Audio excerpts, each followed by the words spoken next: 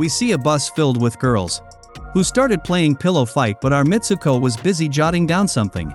She was obviously a very innocent girl. In fact, everyone were really innocent girl. Mitsuko's friend while mocking her, tried to snatch her notebook, but her pen fell down as she sat to get it. Mitsuko was completely oblivious to what happened. The bus came to a halt with her dress completely soaked in blood. It was clear that some dark energy was doing that. As that energy tried to hit her again, she ducked down, saving herself again and again. Mitsuko ran away, crying, screaming. As mysterious energy chased her, she helped another lady lay down to save herself from it. They tried saving some cyclists, but Mitsuko was shocked. But still, to save herself she kept running. She ran through the woods, running from the sharp wind. She finally arrived at a river just to witness the corpses of women lying everywhere. As she came out of the river, she sat there and changed her clothes.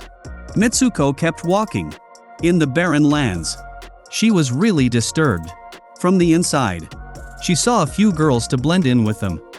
Out of nowhere her friend came and asked her if she is alright. She was shocked to see her, but her friend was behaving completely normal.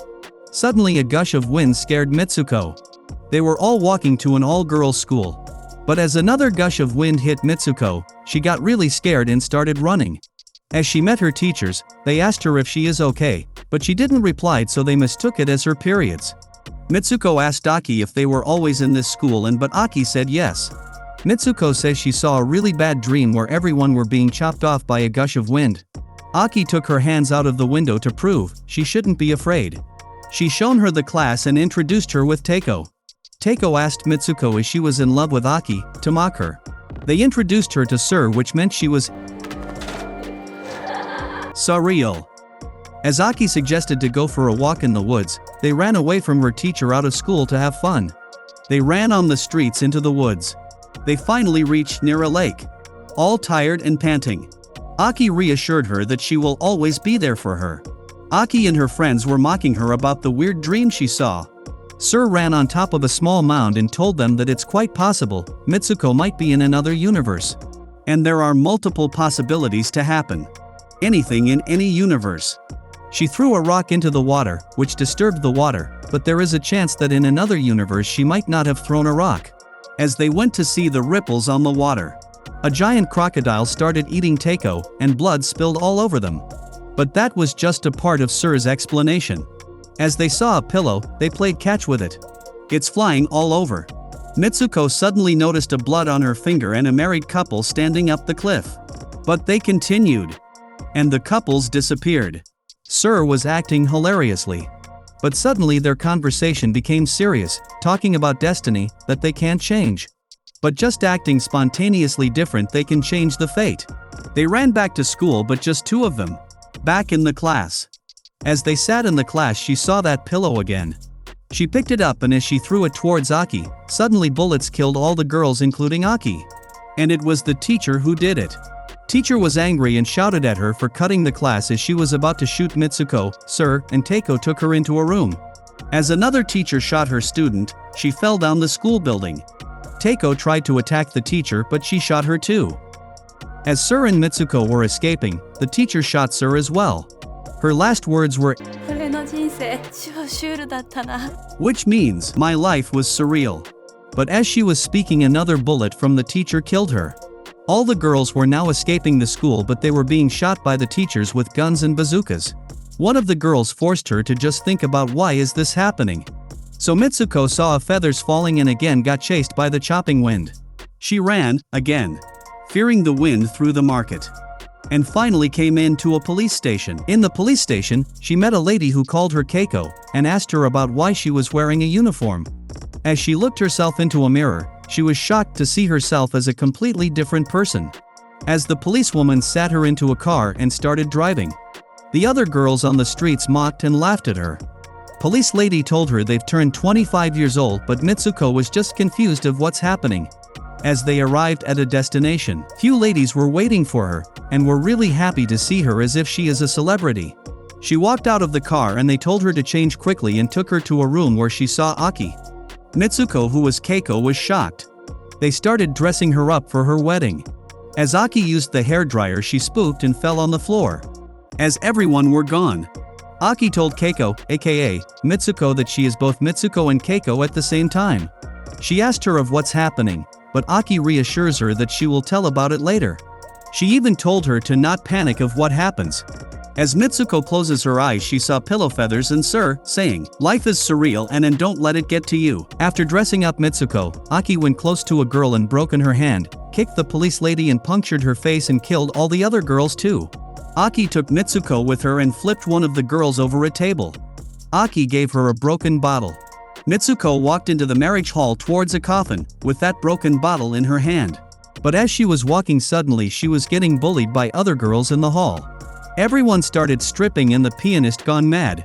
The pianist then opened the coffin, which had a pig inside it, as his bridegroom.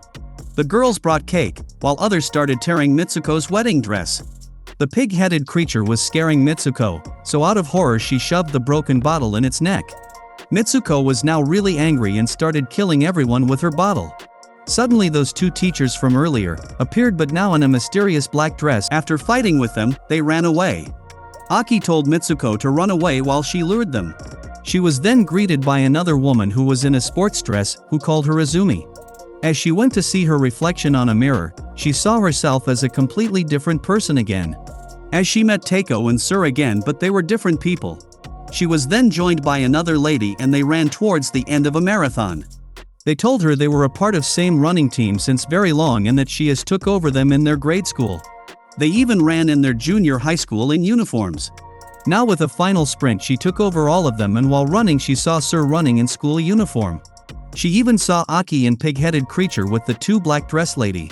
This creature is kind of, talented, I guess. She ran away from them through a fence and kept up towards the marathon. She finally reached to an isolated place where she saw another girl, who told her to follow her. She took her to a crowd of zombified girls.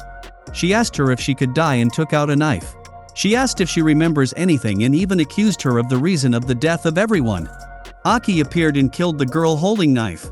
They ran through the crowd of zombified girls, taking Mitsuko to a quiet isolated place and told her to say out loud that she is Mitsuko. And she turned into Mitsuko.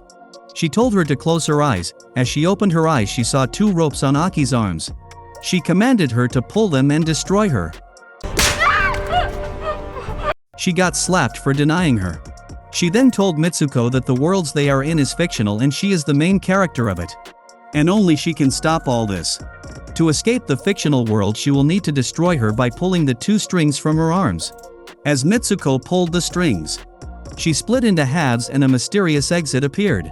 She started walking towards it, reappearing in a restaurant kitchen full of chefs.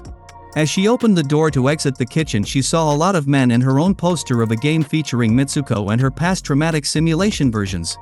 As she turned around she saw a man who told her that she is in the future.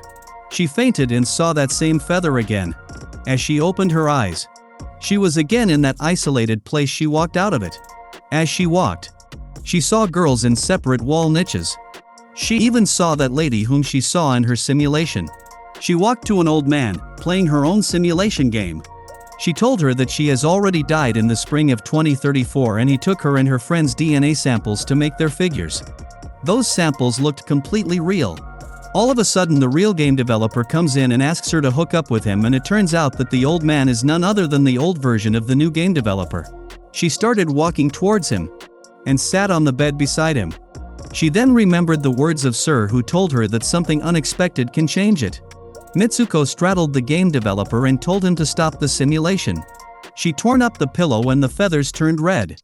She tried to kill herself with the old dev stick and finally died. She finally realized that if she kills herself, she will then come out of the simulation.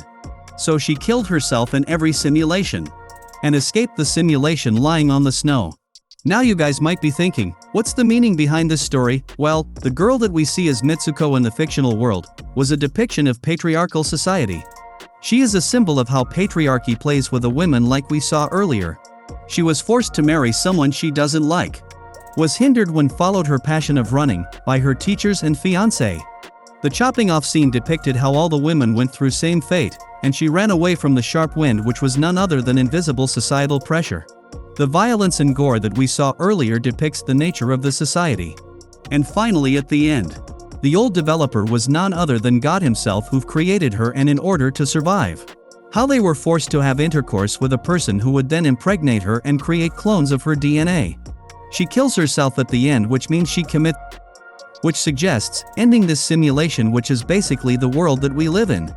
This movie subtly touches the feminist undertones, which might subconsciously want to tell you about the life of a woman in Japan, where women are not supposed to live their lives the way they choose for. Instead, they are forced to live how society wants them to live like. Thank you for watching. Please make sure to hit the like button and subscribe with the notifications on, so that you can get more awesome content like this.